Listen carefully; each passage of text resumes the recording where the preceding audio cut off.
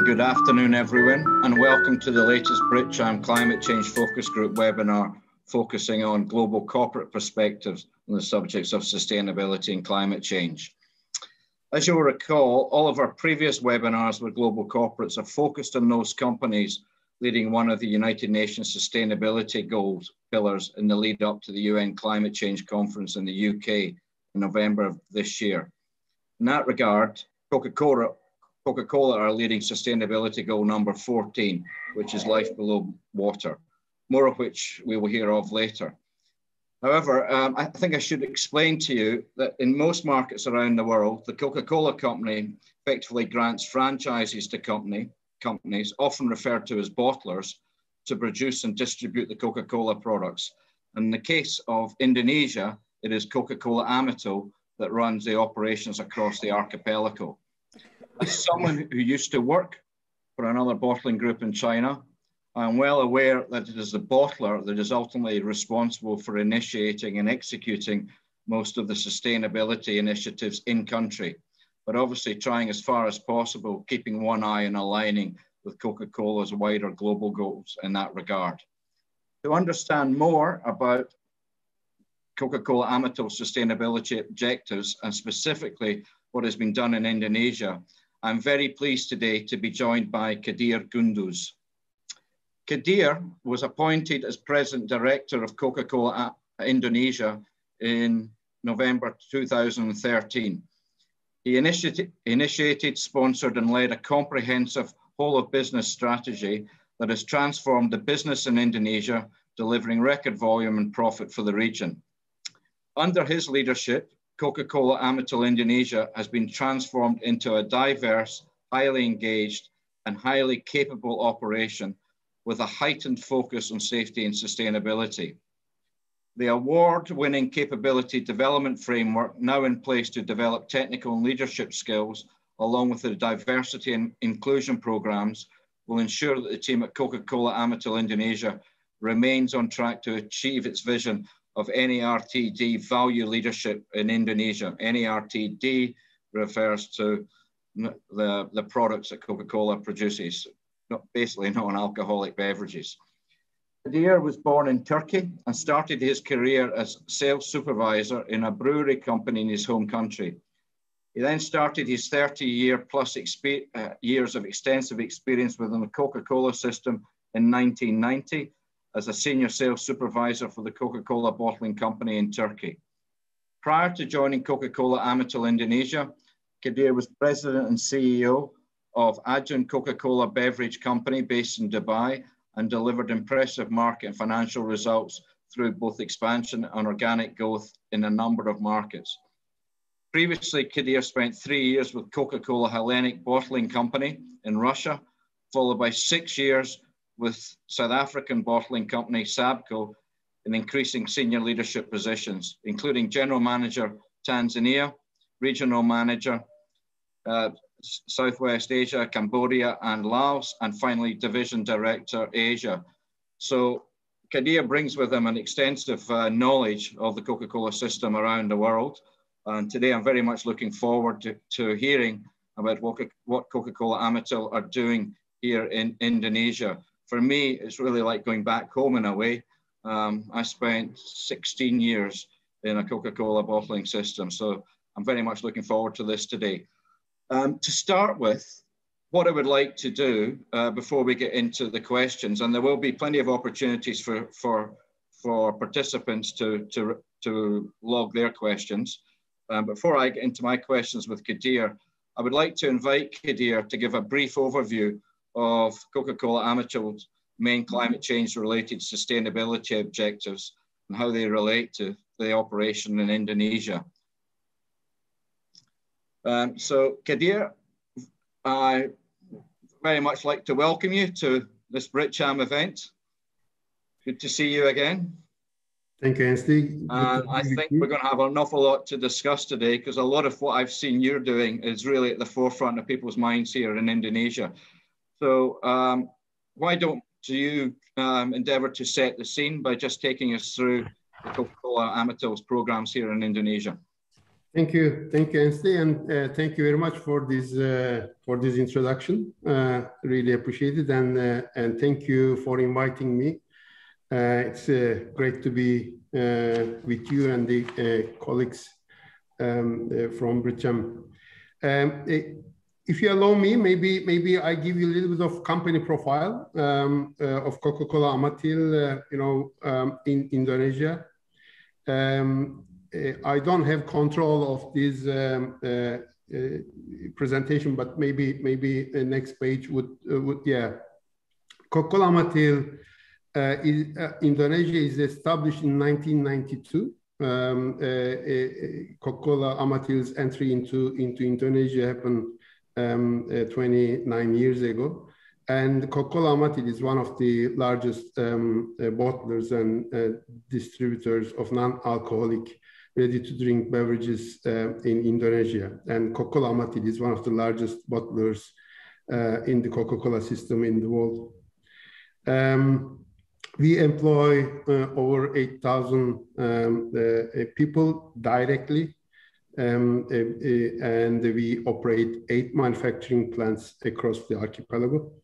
We have 37 production lines, and we, in fact, also do our own preforms through the 9 preform lines.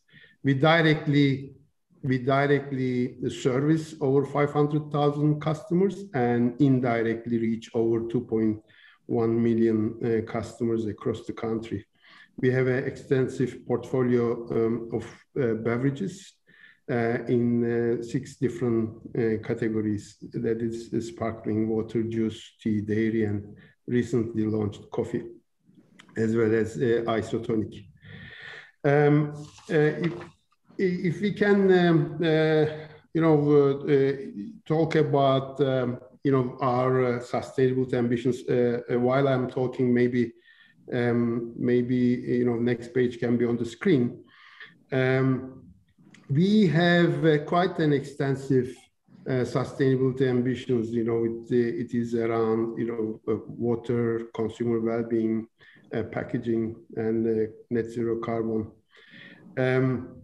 We have, in 2020, we have officially inaugurated largest solar panel roof installation in a production facility, in fact, in Southeast Asia, and it is number 2 in Asia on a single roof panel.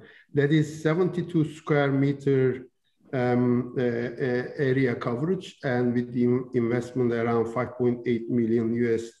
That panels generate approximately 9.6 million kilowatt hour of electricity per annum, and that avoids around 8.9 million kilogram of carbon emission, in fact. We also recently launched heads of agreement with one of our partners, Dynapack Asia, and to build state-of-the-art bottle-to-bottle grade PET recycling facility.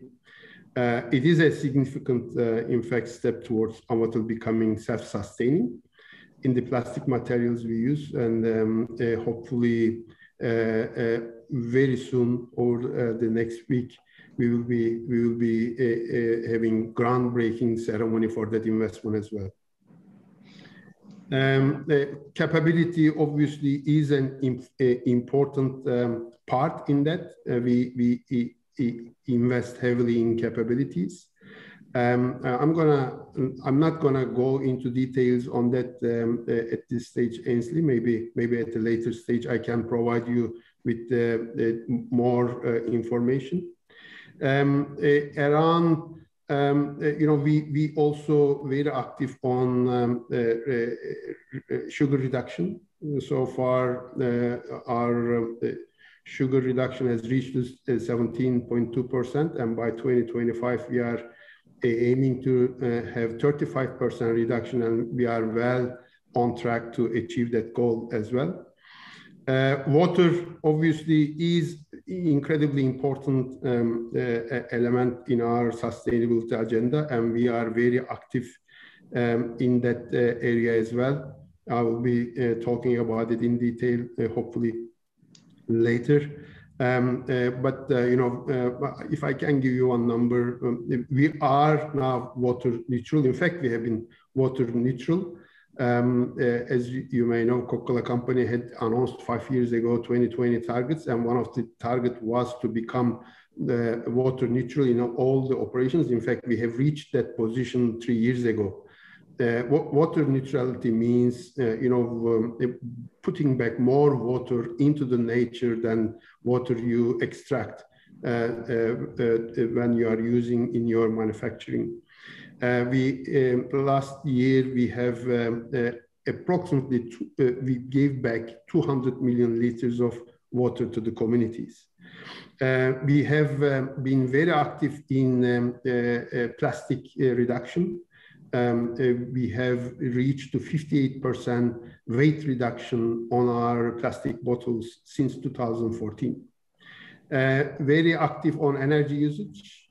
We are investing heavily in LED lighting, and so far the total investment has allowed us to reduce our energy consumption by 500,000 kWh per annum, which is around 385 tons of CO2 reduction.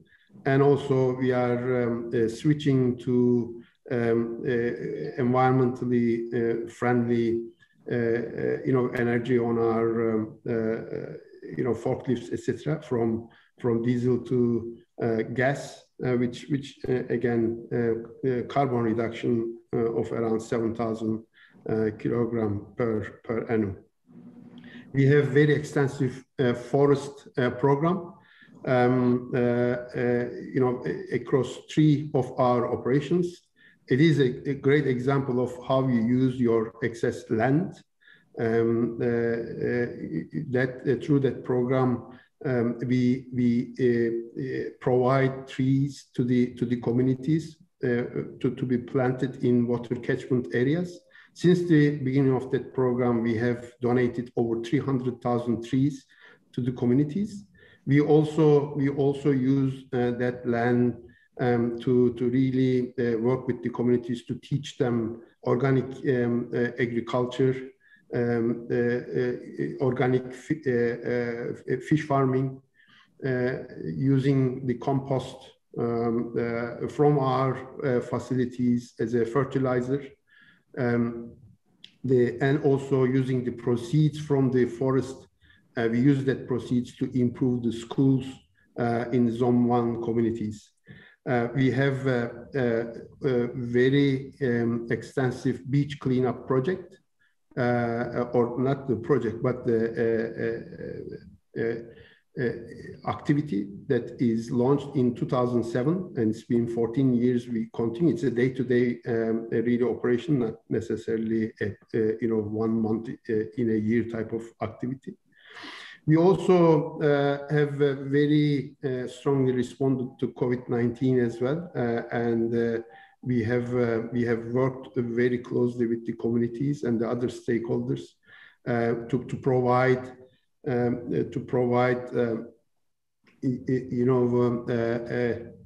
support to the small customers. We have designed and produced over 50,000 shopping screens and donated that to the customers. And together with our partners, the Coca-Cola Company, we have donated 10 billion to Indonesian Red Cross to be used in their fight against the COVID. And also we are working together with them to support approximately 250,000 small customers in their efforts to deal with the COVID. So it's a general overview, Ainsley. Okay. There's a lot to go through there. One thing that always strikes me, Kadir, is obviously this takes up a lot of management time, all these initiatives to both drive and to execute. And when I spoke to friends from Unilever at the back end of last year, they referenced the fact that they were now, their brands, they were looking at brands with a purpose. And they were seeing that the growth of the brands that were more closely aligned to their sustainability initiatives in the consumer's eyes as the ones that were having the most success. In terms of the Coca-Cola brands, are you seeing any correlation between your overall sustainability and climate change initiatives and volume growth? Absolutely. Yeah. Absolutely, Ainsley. You know, our strategy in growing our business is always aligned really with our comprehensive sustainability efforts, which means growing our business in the right way. We believe that such approach to environmental sustainability and creating value for society is fully integrated and consistent with providing value for your shareholders.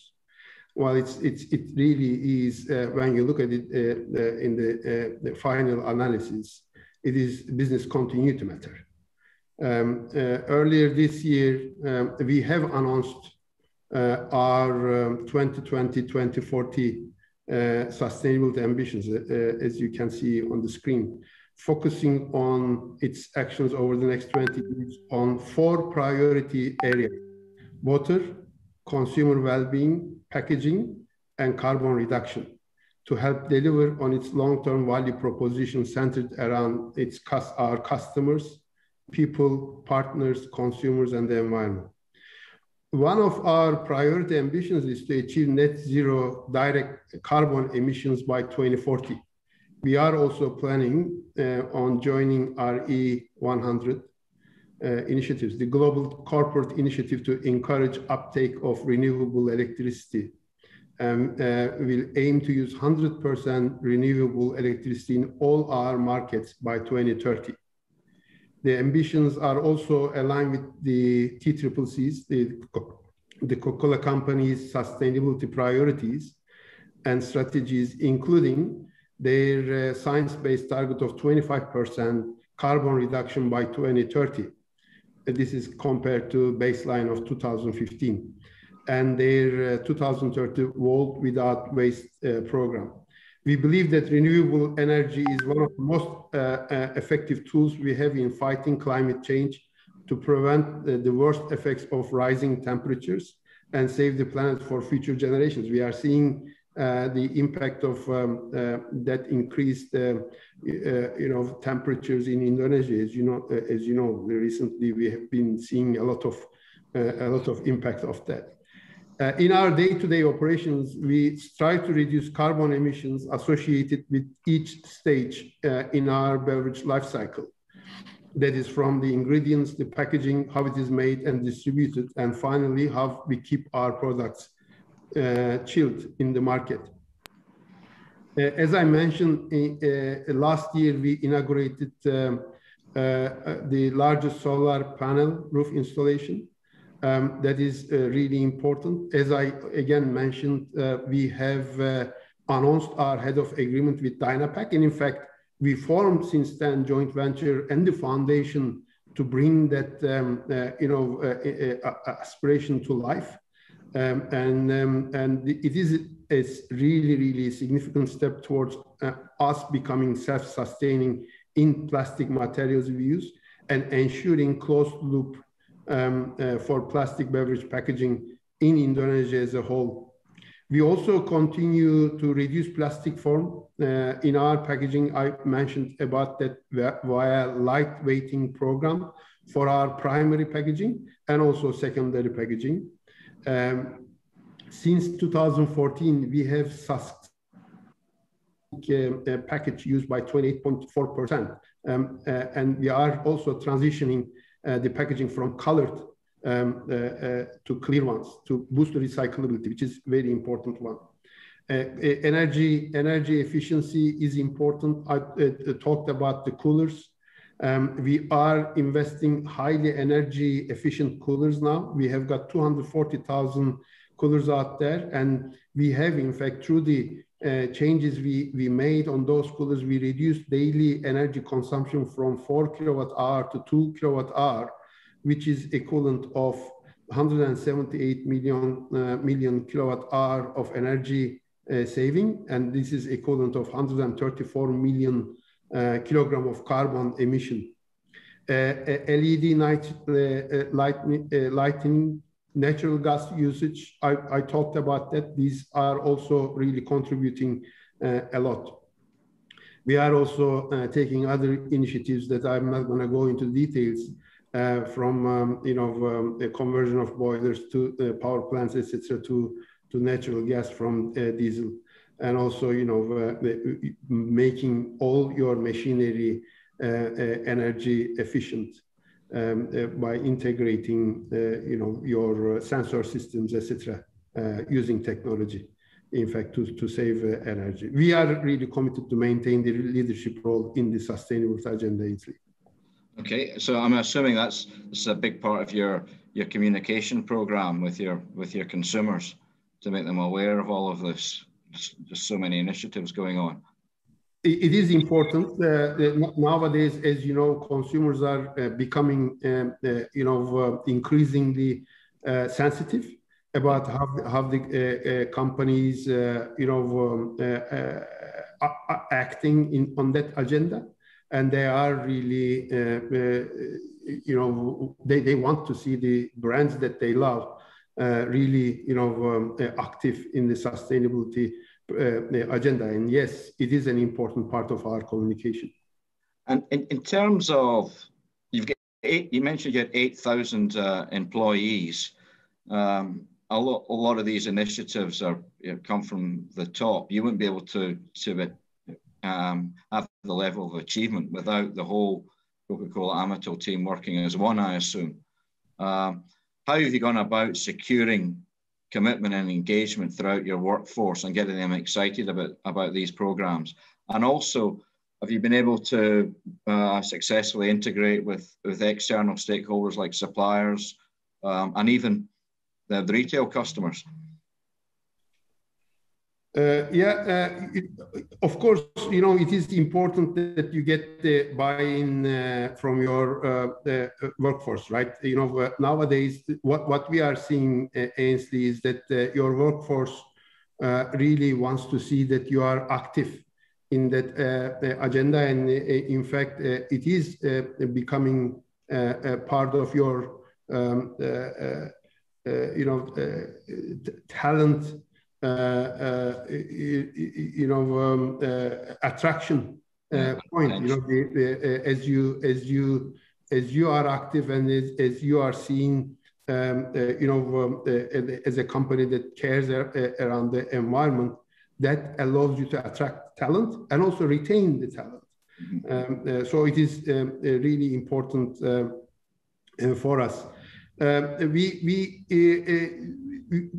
We focus on, part of our initiative is to work with the committed partners. We request that our suppliers and partners in Indonesia and globally, Coca-Cola Amatil's and also TCCC's, Coca-Cola Company's supplier code of conduct, as well as Coca-Cola Company's suppliers guiding principles. It is important. So responsible sourcing guidelines. It covers 4 key areas of supplier performance: business ethics, human and workplace rights, environment is part of it, and providing benefits to the communities. So we are fully committed to enforce these principles, and we are expecting our suppliers, our partners, to develop and implement appropriate internal business processes to ensure the compliance of those principles. A couple of Indonesian facts: 90% of our sugar we use in Indonesia is certified under Smart Cane Best Management Practice, for instance. We really look for it, and we work with suppliers that are sharing the similar values as we are, like Dynapack. I mentioned, they are also very active in that agenda, and as a result, we formed this joint venture to invest in recycling facility. Of course, there are challenges in Indonesia. When we focus on increasing efficiency, adopting new technologies, investing in renewable energy, These have helped us to improve our footprint. However, your efforts are usually constrained by challenges beyond your control. That is either due to limitation of technology or infrastructure. As you know, you are also operating in that environment. Sometimes legal systems, tariffs, prices, bureaucracy. These can be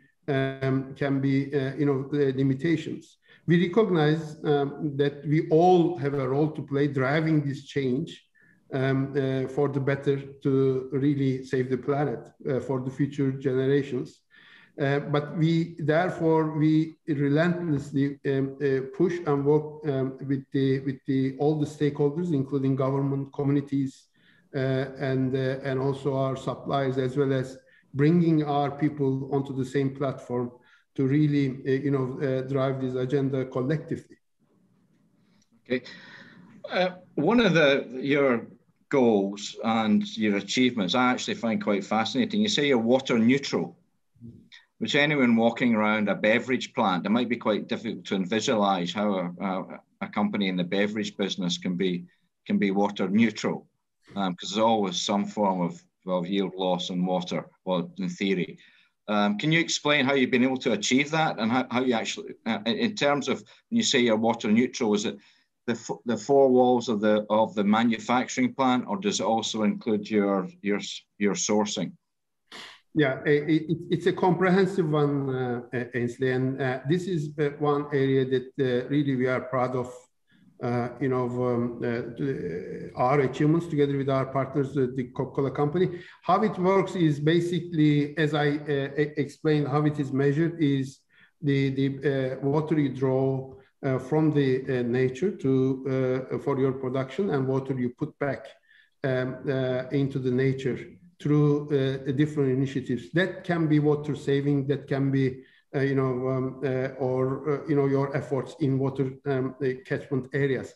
And just for everyone's information, this is not measured by us, but it is really measured by third parties. So it's an independent measurement. It's not simply our declaration. It works the following way. By water stewardships, only sourcing water from sustainable water sources, also considering community needs, and improving vulnerability assessments, management plans, measurement, reporting, and transparency for the communities. These are really key elements of that effort. Together with the Coca-Cola Company, we return to nature and also the communities more than the, as I said, amount of water we use in our beverages. So we use water carefully and efficiently. Few examples, Ainsley, on this. As I said, we already achieved water neutrality by replenishing more than 100% of water. In fact, we return more water than we used. We are not only water neutral, but water positive. Over 1.8 million thousand megaliter per year of water we recharge back to the aquifers and provided as community access as part of our groundwater extraction and replenishment program. This is also funded by the TCCC Global Foundation as well. We get resources from them, and we use for that, particularly on the what we call a big drop for the community water support system. We maintain biopori on site and off site as part of community water conservation education program. As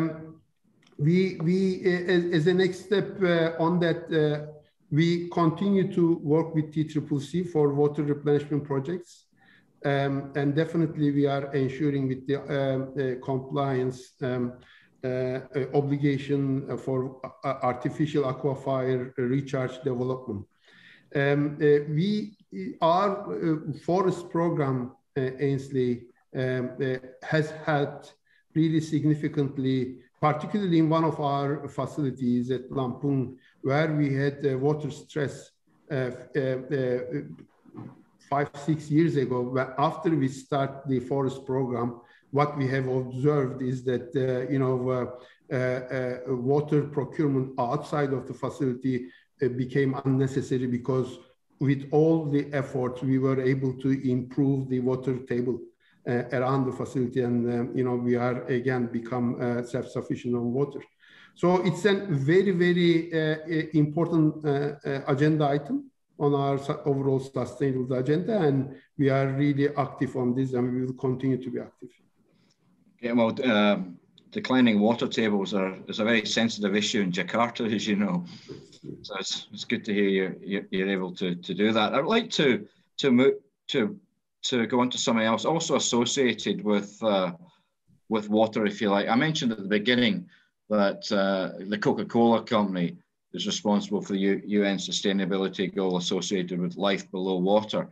And a lot of the coverage of the life below water seems to be associated with the contamination of the oceans in respect of microplastics and waste and what have you. But a lot of it's plastic that's been highlighted in social media. And clearly, rightly or wrongly, Coca-Cola brand is often associated with this as much as, or more so than many other brands. I think you mentioned earlier that you're looking to recycle your PET.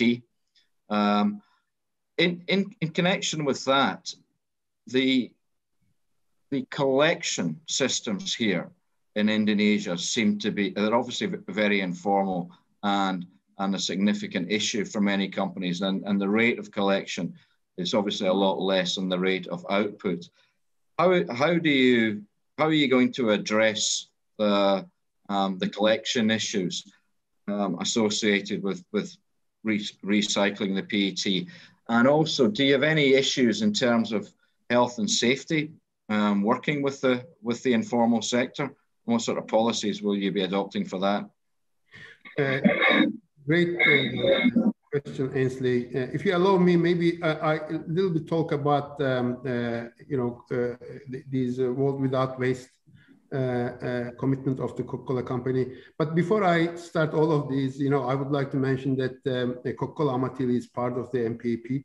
And I am also privileged to be invited to be the part of steering committee. So we are very active on that agenda as Coca-Cola Amatil in Indonesia as well, and supporting government efforts on this. The World Without Waste announcement from the Coca-Cola company has got two major targets. One is there is a commitment to support efforts to collect and recycle a bottle or can for each one it sells by 2030, and on average using 50% of recycled content in the packaging by 2030. So there are three big elements to achieve this target. One is design, making all packaging of Coca-Cola products 100% recyclable. Second, collect, as you mentioned, supporting the creation of effective and efficient post-consumption plastic packaging collection system. And the third one is partners, cooperates with the various parties who have the same goal to realize World Without Waste. As part of this Coca-Cola system, Amatil Indonesia sustainable packaging strategy aligns with the World Without Vision and recent Coca-Cola Amatil's 2020-2040 sustainability ambitions. As I said, we aspire closing the loop on packaging by 2030, maximizing recovery, boosting recyclability, increasing recycled and renewable content, innovating to offset our packaging footprint, and seeking closed loop solutions wherever possible. All our efforts, sustainable packaging strategies aim to support, as I mentioned, Indonesia's National Action Plan in achieving 70% reduction in the nation's marine plastic debris by 2025. So I gave some examples around reduction of the plastic. We reduced 28.5% since 2014 on our packaging content. We are also, working on the recyclability. Recently, we switched our Sprite bottle to clear bottle this year, from green bottle, to improve the recyclability of the PET content as well. So that, you know, as a part of our efforts to improve recyclability. You know, there are several initiatives around collecting the PET.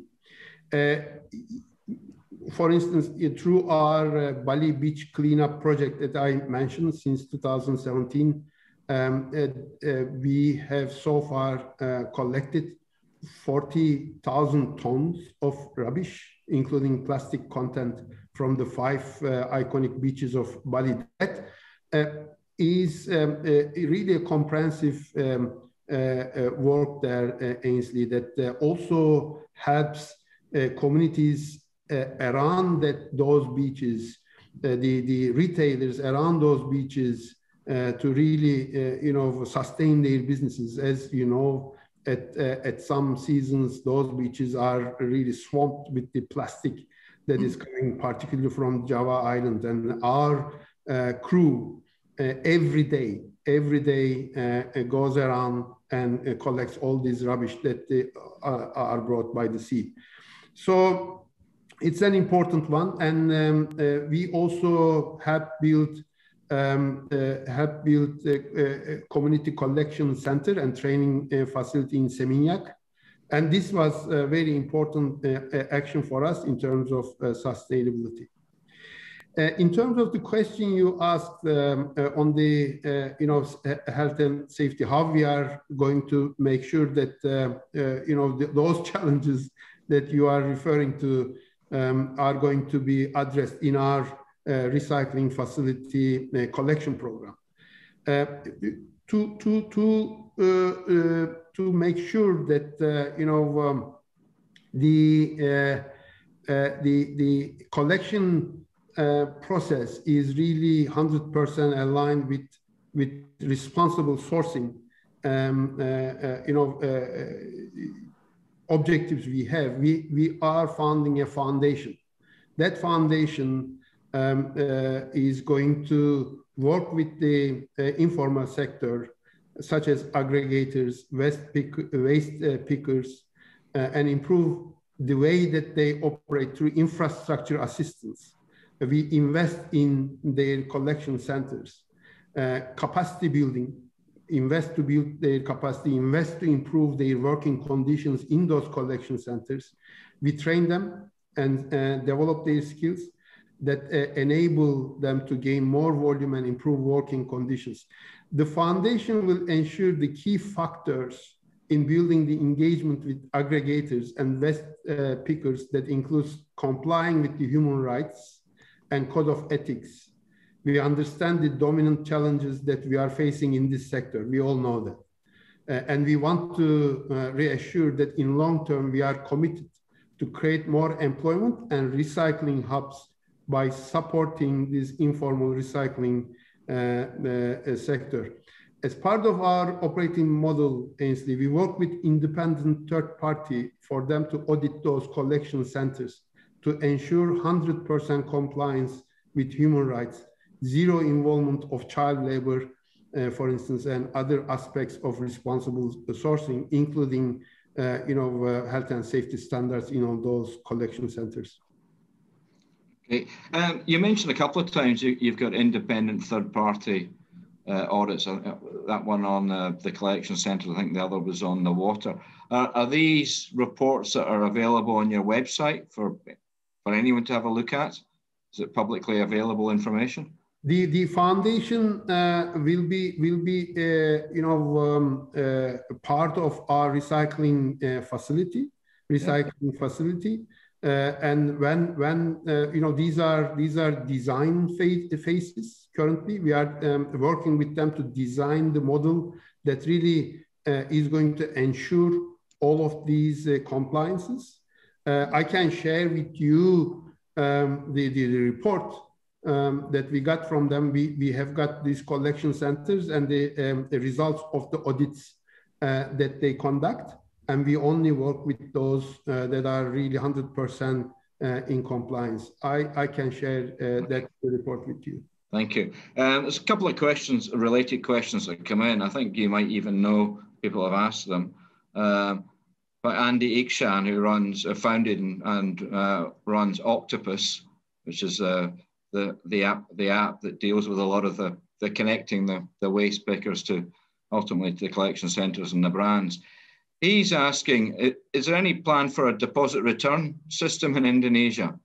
And what are your views on that? And there's another question from Alistair Spears, who's wanting to know how well the PRAISE program is going. The PRAISE program, I think, incorporates a number of the FMCG companies in relation to plastic waste. Yeah. First question on the deposit.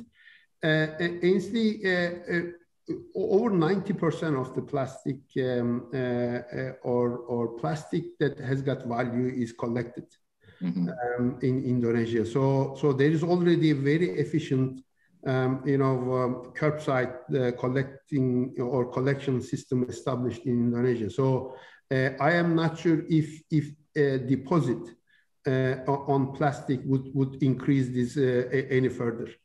So therefore, my answer to that would be, the effort should be around, improving the working conditions of these pickers, and would be much better approach. And from an infrastructure perspective, I don't believe that currently there is a suitable infrastructure for the deposit scheme to be successful. There has to be very, very well established collection system to be established. We are far from it. In terms of PRAISE is participated by the Coca-Cola company. They are working with 5 additional global companies on this. We are not member of PRAISE as bottler, but through our colleagues in Coca-Cola company, obviously we try to synchronize our efforts with what those guys at PRAISE do. And another question that's actually, I had a discussion the other day with Adi Lukman from the Food and Beverage Association, and he was mentioning there's always been peripheral conversations about a tax on plastic production or tax on plastic packaging. What are your views on that?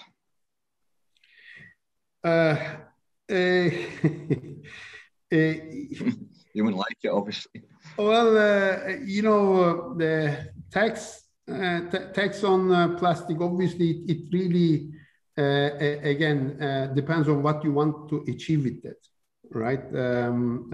If you want to achieve collectability, as I mentioned, the plastic with economic value, over 90% of it is already being collected.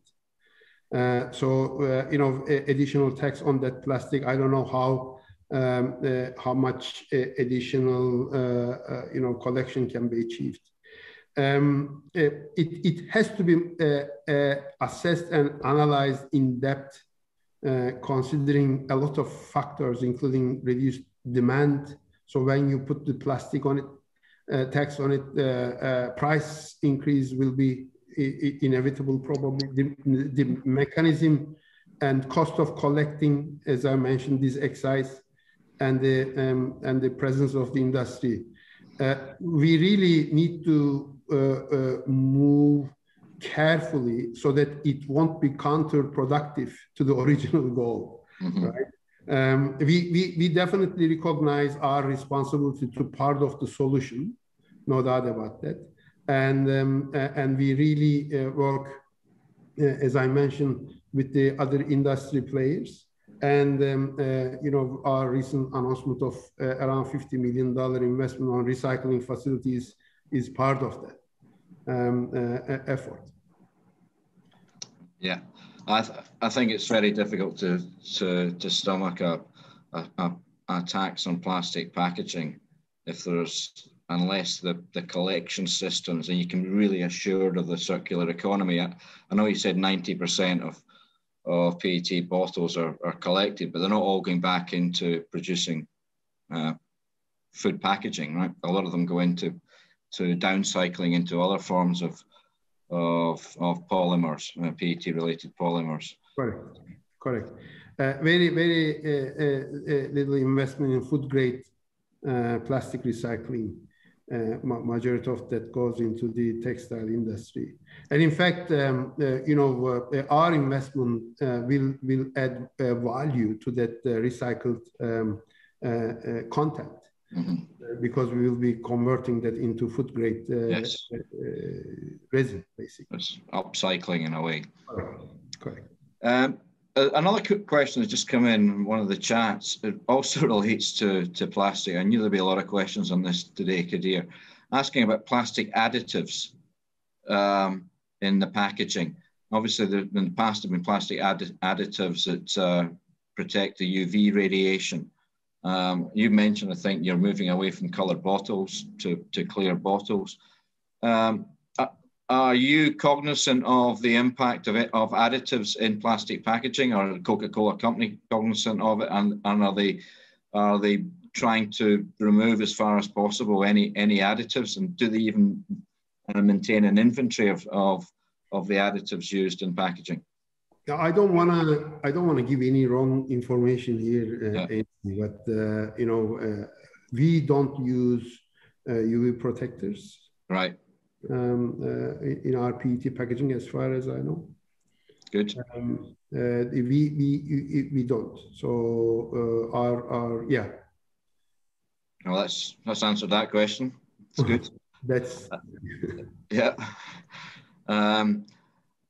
In Indonesia, I mean, two of the largest contributors to carbon emissions are basically energy and land use. You touched upon energy and the fact that you're moving to solar.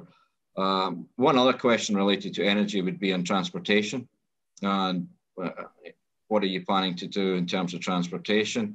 And in terms of land use, you mentioned obviously sugars is quite a significant crop for you. What are you doing in terms of regenerative agriculture so that even as demand grows, you're not occupying more land, if you like, for agricultural purposes? You got any programs to do on regenerative agriculture and transport?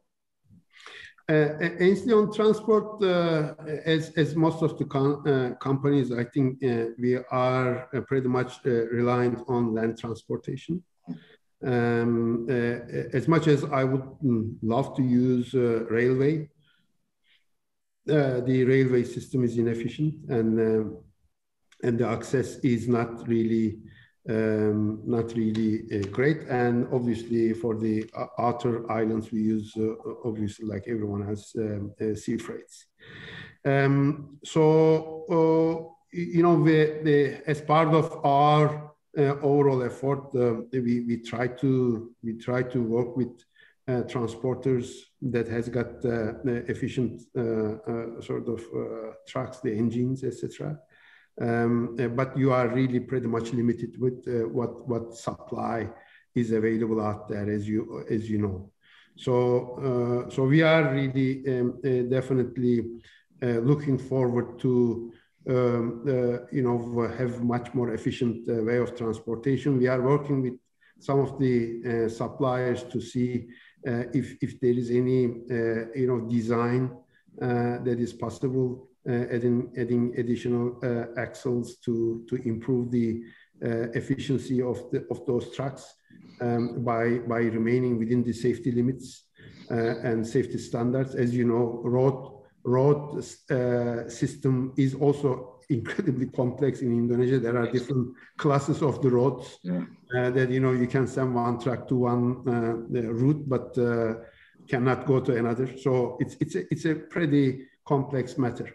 So we continue to work on it. It's a day-to-day sort of challenge for us. In terms of land, I mentioned about Coca-Cola forest and how we are using our land.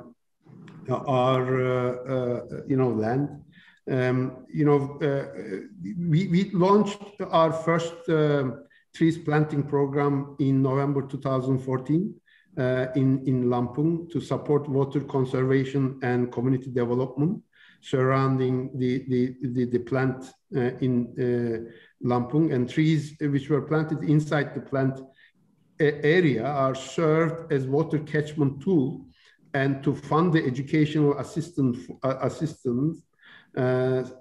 for schools and communities surrounding the Lampung plant. The second one we launched in Sumedang, West Java.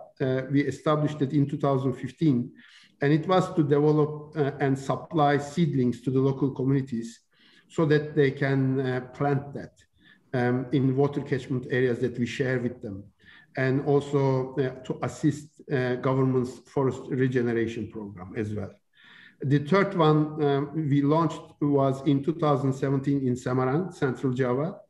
That program, in fact, combines both empowering communities through 4 applicable training modules and also preserve the environment through trees planting in water catchment areas. It is designed to allow the local communities to continue their rice production in our land. We open that land for that. While building capacity to diversify, for them to diversify into 4 new areas: trees planting and nursery, composting, minapadi, which is organic fish farming, and also we conducted a lot of upskilling program for the communities.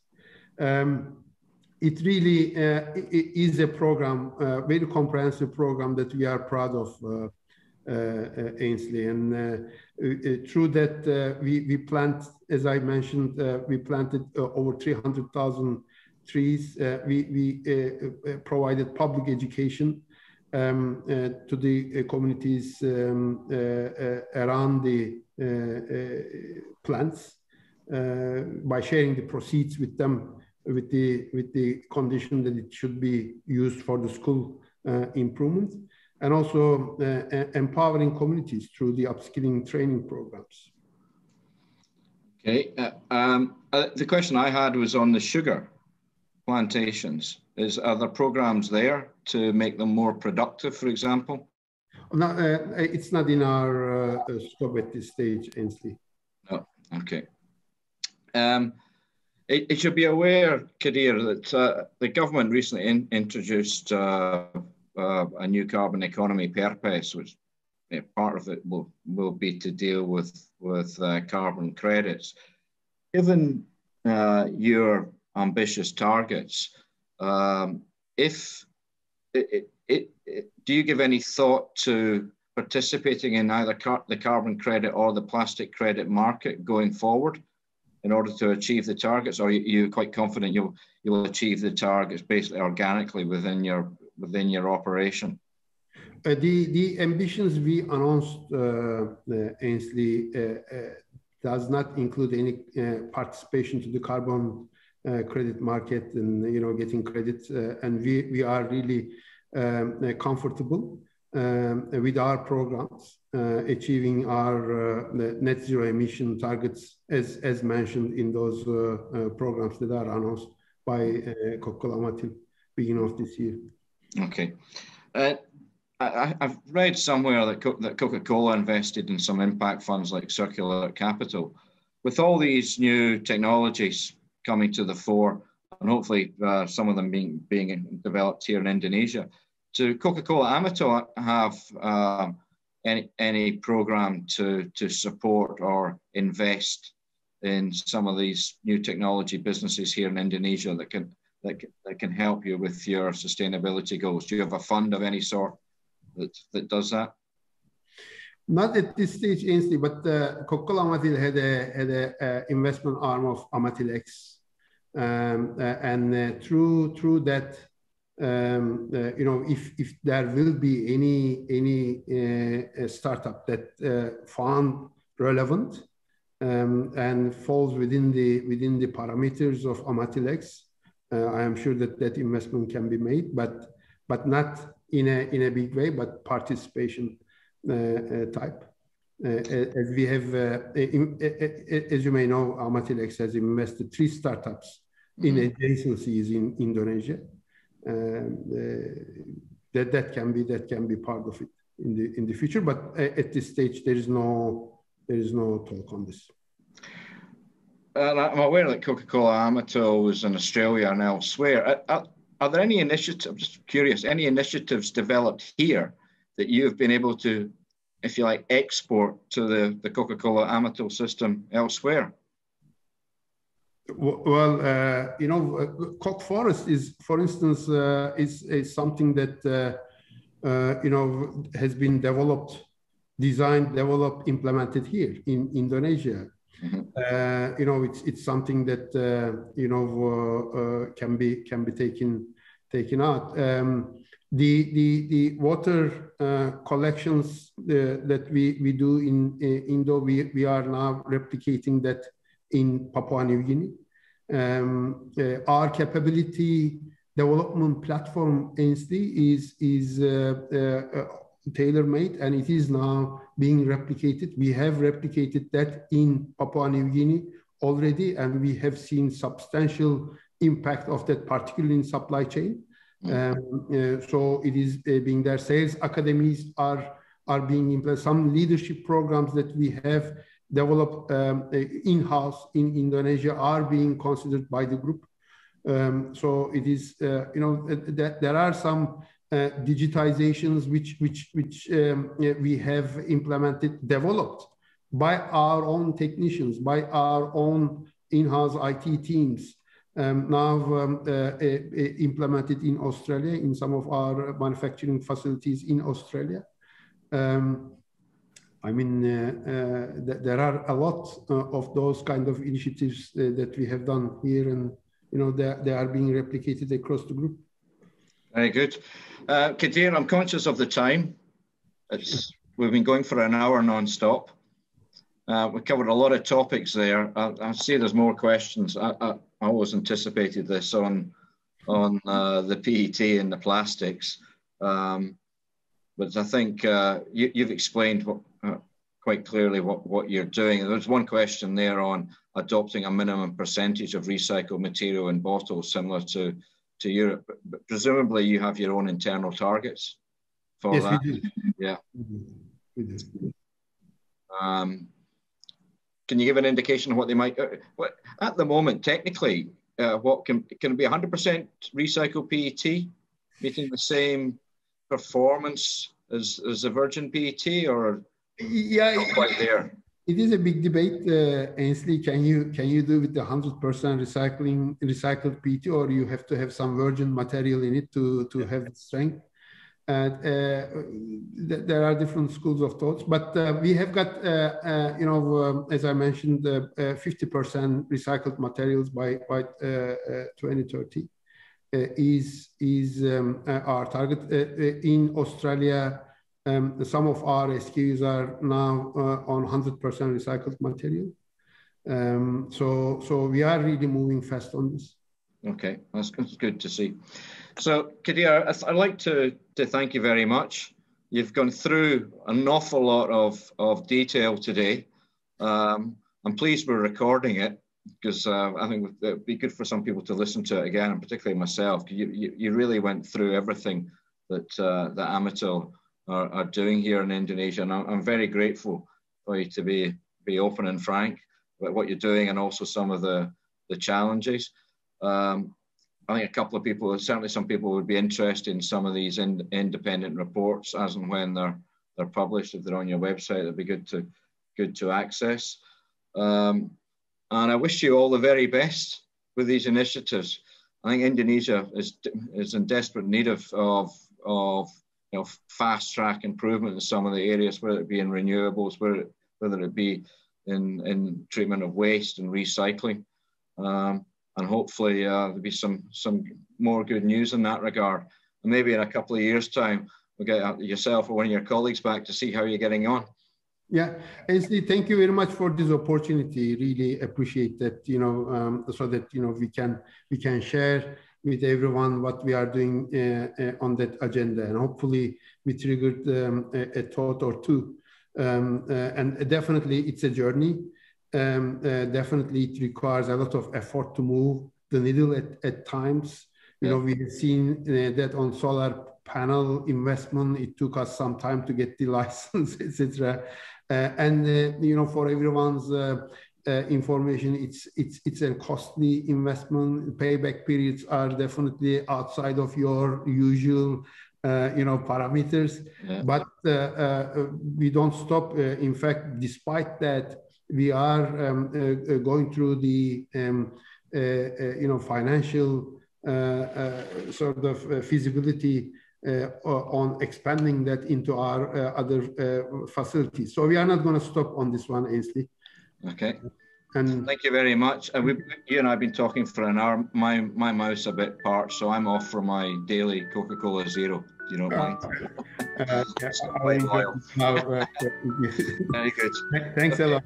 Thank you everyone for joining. Asti will let you know when this is available, and look forward to seeing you at one of our next webinars. Thank you, Kadir.